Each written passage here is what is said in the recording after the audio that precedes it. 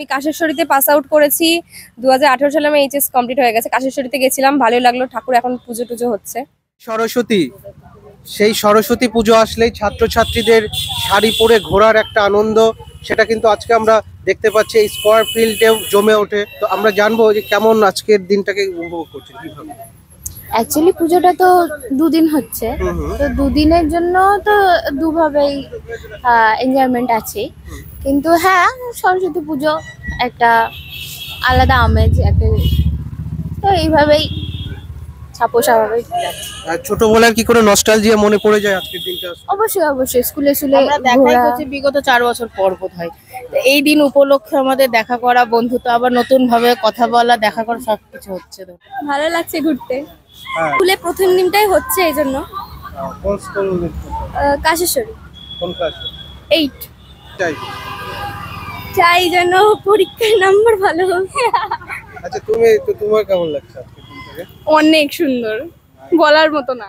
তো এখানে আমাদের লোকাল বাড়ি, প্রত্যেক বছরই আমরা ঘুরি। স্কয়ার ফিল্ড, গঙ্গার ধার, সবই ভালো লাগে। আজকেও ভালো লাগছে, বেশ নতুন নতুন শাড়ি পরে সবাইকে দেখছি, পাঞ্জাবি পরে। ভালোই লাগে আজকের দিনটা, এই আর কি। মানে শাড়ি পরার জন্য ওয়েট করে থাকা হয় যে বছরে একবার অন্তত? হ্যাঁ, সে তো নিশ্চয়ই। আর এমনি শাড়ি টাড়ি তো আমাদের তো পরাই হয় আর কি। তো এই দিনগুলোতে তো স্পেশালি তো সবাই আমরা পরি, ওয়েট করে থাকি, সব বন্ধু বান্ধব একসাথে ঘুরবো আর কি।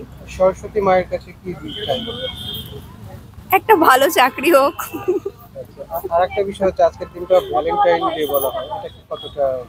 ভ্যালেন্টাইন ডে আমাদের জীবনে তো ভ্যালেন্টাইন ডে তো আজ অব্দি তো হয়নি।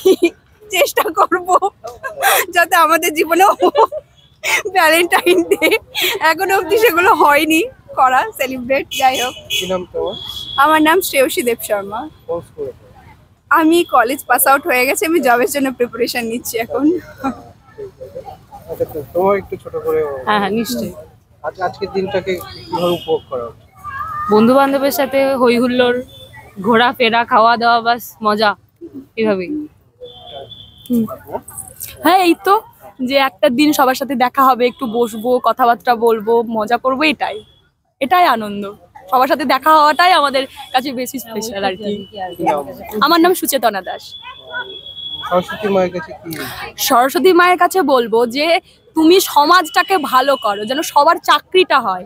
আমার চাকরি হোক, সবার হোক, যারা বেকার আছে তাদের চাকরি হোক, যারা উপরে বসে আছে তাদের মাথায় যেন একটু সুবুদ্ধি দেওয়া হোক, সবাই চাকরিটা পাক। এটা মানে বর্তমান যুগে তো সরস্বতী মাকে সবচেয়ে বেশি দরকার, তাহলে সবকিছু ঠিক থাকবে। তো আমি ওনার কাছে এটাই চেয়েছি, এটাই চাইবো। আচ্ছা, এই দিনটা আসলে ছোটবেলার কি কোনো নস্টালজিয়া মনে পড়ে? ভীষণ মনে পড়ে। আমাদের বাড়িতে খুব বড় করে পুজো হতো, আর আমি সকালবেলা এই নিয়ে স্ট্যাটাসও দিয়েছি।